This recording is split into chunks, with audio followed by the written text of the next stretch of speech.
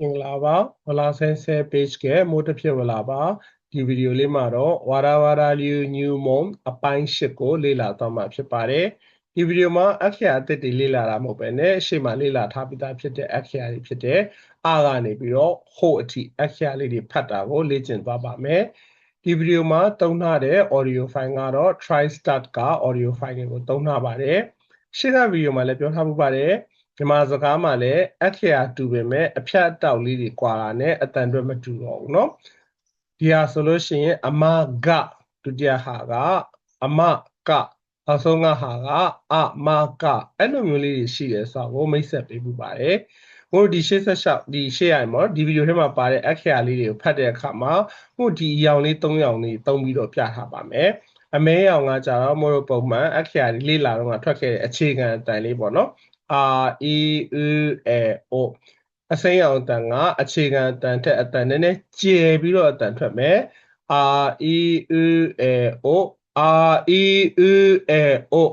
အနီရောင်အတန်ကခုနကအစိမ်းရောင်အတန်ရဲ့အတန်ထွက်ရင်ကြားတဲ့ချိန်လေးကိုဖြတ်ချလိုက်တာတနည်းအားဖြင့်ပြောမယ်ဆိုရင်စောင့်ထွက်လိုက်တယ်လို့ဖြစ်သွားတာပေါ့နော်အာအီအူအေအိုအာအီအူအေအိုအာအီအူအေအိုဒီဗီဒီယိုတွေကအခရာတွေဖတ်တဲ့အခါမှာဒီ color အတိုင်းအတန်အတွက်လေးတွေထွက်ကြည့်တာကိုဂရုစိုက်ပြီးတော့ထွက်ပေးစီခြင်းပါတယ်နော်။ Okay အဲ့ဒါဆိုလေ့လာကြည့်ကြရအောင်။ပတ်စံနော်။အရှိက O ဒုတိယအခရာကခတတိယအခရာကနဲ့ O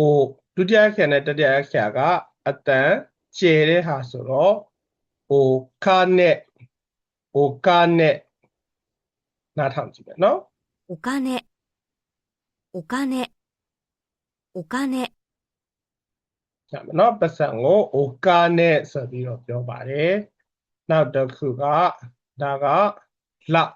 ကောင်းကင်ဘဝလရှေ့ကအခရာကသဒုတိယအခရာကခိမှာအနီလေးနဲ့ပြရဆိုစောင့်ထွက်တာဖြစ်သွားမယ်သခိ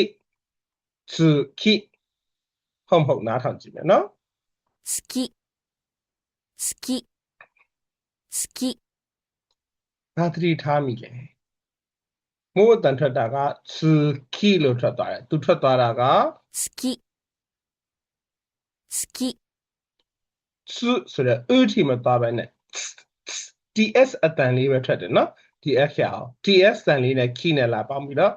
ski တနည်းအားဖြင့်ပြောရင်ဆိုတာလေတန်လေးပဲပါတော့တယ်ရေးတော့လို့ရေးထားတယ်အတန်ထွက်တော့ကျန်တာထောင်ကြည့်မယ်နော်好き、好き、好き。မယ်နော်ရှေ့ကဗီဒီယိုမှာမို့လို့ကြိုက်နှစ်သက်တဲ့စာရှိစုနဲ့နော် O ကကြတော့ ski ကြိုက်နှစ်သက်တာက ski ကောင်းကင်ဘဝလာက ski နောက်တစ်ခုပါမယ်စပွဲကိုနော်ဒုတိယတစ်ခုကခုခုကအတန်အစိမ်းအောင်နဲ့ပြထားတော့အတန်ကျက်မယ်နော်အဲ့တော့စကူပုံပဲနဲ့စကူဖြစ်မယ်ထင်တယ်နော်နားထောင်ကြည့်မယ်机、机、机。သူလည်းပဲတူပဲနော်လို့ရေးထားပေမဲ့ကြည့်မသွားပဲနဲ့ ts တန်လေးနဲ့ပဲနော်机、လို့ပြောပါတယ်နောက်တစ်ခုဒါကပါဇက်ကခုနောက်ကချီကအတန်ကျဲရမယ်လို့ပြောတာဆိုခုချီဟုတ်မဟုတ်နားထောင်ကြည့်မယ်口。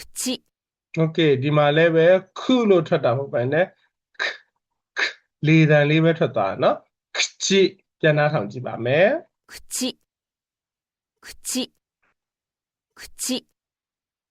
နောက်တစ်ခုဒါကလူကဟိတော့ဟိတော့နားထောင်ကြည့်မယ်နော်人。ကဲရေးတော့ဟိလို့ရေးထားတယ်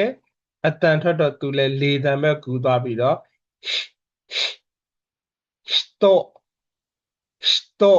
人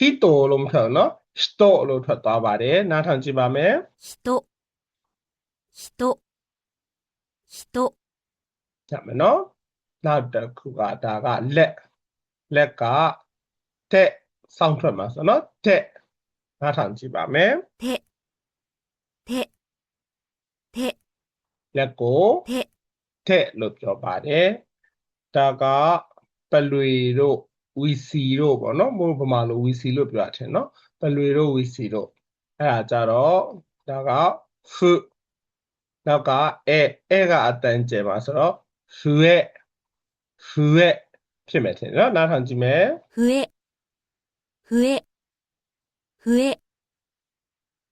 ဒါမယ်နော်ရေးတော့ဖူလို့ရေးပါမယ်အတန်ထွက်သွားတော့လေမှုတ်တဲ့တန်လေးပဲနော်ဖူရဲ့အစိတ်ထွက်သွားတယ်နားထောင်ကြည့်မယ်ထပ်ပြီးတော့笛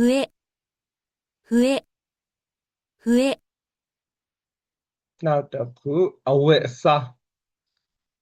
ဖူခုကစောင့်ထွက်တဲ့တန်ဆိုခုဖြစ်မယ်ထင်တယ်နော်နားထောင်ကြည့်မယ်သူလည်းပဲခုမဟုတ်ဘဲနဲ့နော်ဖုဒီလေးတန်လေးပဲဖုလေးမဟုတ်ထုတ်တဲ့တန်လေးပဲနော်နားထောင်ကြည့်မယ်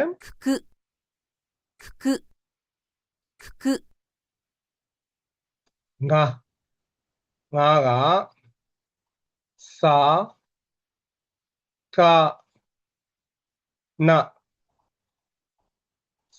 ကန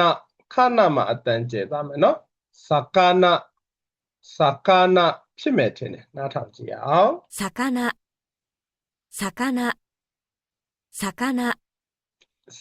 魚လို့ပြောမယ်နော်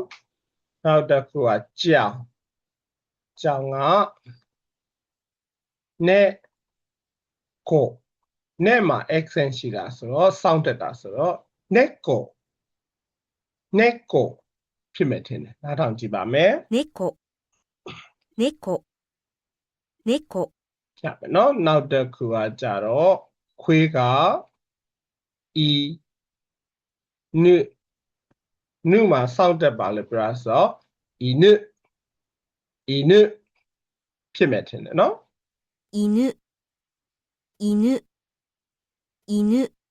ဖြတ်မယ်နော်နောက်တစ်ခုဒါကကောင်းကင်ဘဝကျဲဟုတ်ရှိကအတန်ကျဲတာဆိုတော့ဟိုရှိ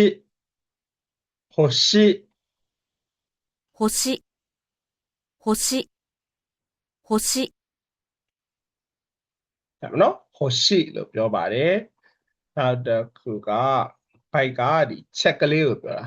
ချက်ကဟဲ့ဆိုကအတန်ကျဲဆိုတော့ဟဲဆိုဖြစ်မယ်ထင်နော်へそချက်ကိုへそနောက်တစ်ခုကပန်းကဟာနာကစောင့်တက်တဲ့တန်ဆိုနဖြစ်မယ်နော်အဲ့တော့ဟာနာ花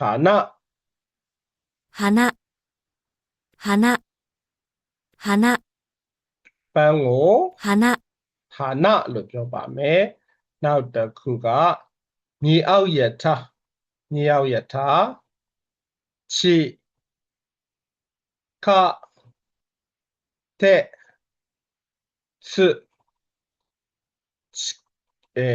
ခတဲ့မှာအတန်ကျဲပါနော်ခြေကတဲ့地下鉄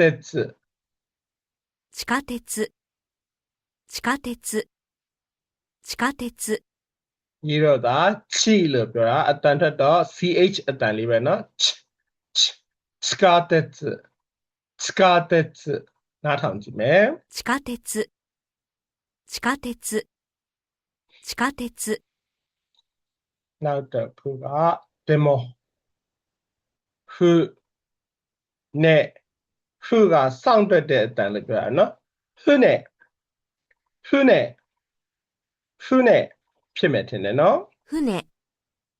船、船、ကြမယ်နော်အဲ့တော့ဒီတစ်ခေါက်ရှေ့တစ်ခေါက်မှာလဲဝေါဟာရတွေလေ့လာတော့က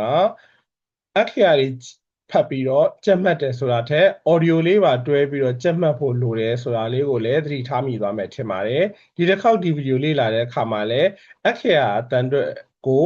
audio နဲ့တွဲပြီးတော့မှတ်ဖို့လိုတယ်ဆိုတာလေးကိုထပ်ပြီးတော့သတိရသွားလိမ့်မယ်လို့လည်းမျှော်လင့်ပါတယ်เนาะအဲ့ဘို့ဒီဝေါဟာရကြက်တဲ့အခါမှာဖတ်ဆောင်မှာ audio file ပါလာခဲ့မယ်ဆိုရင်အဲ့ audio file လေးကိုနားထောင်ဖို့လုံးဝမပြင်းပါနဲ့မို့လို့ဗမာစကားမှာလည်းရေးတော့အမှန်ဖတ်တော့အတန်ဆိုတာရှိပါတယ်မှန်မှန်ကန်ကန်အတန်ထွက်တတ်ဖို့ဆိုလို့ရှိရင်တော့စပြီးတော့လေ့လာခဲ့တဲ့ audio ပါတွဲပြီးတော့လေ့လာတဲ့အကျင့်လေးကိုလုပ်ပေးပါသူများထက်အစများစွာပင်ပန်းပါတယ်ဒါပေမဲ့ရလာတဲ့ result ကလည်းသူများထက်အစများစွာတာမယ်လို့ယုံကြည်ပါတယ်เนาะဒီဗီဒီယိုလေးကိုဒီလောက်လေးနဲ့ပဲရနာခွင့်ပြုပါနောက်ဗီဒီယိုကြီးကြမှာမို့လို့ပြန်တွေ့ကြမယ်เนาะ bye bye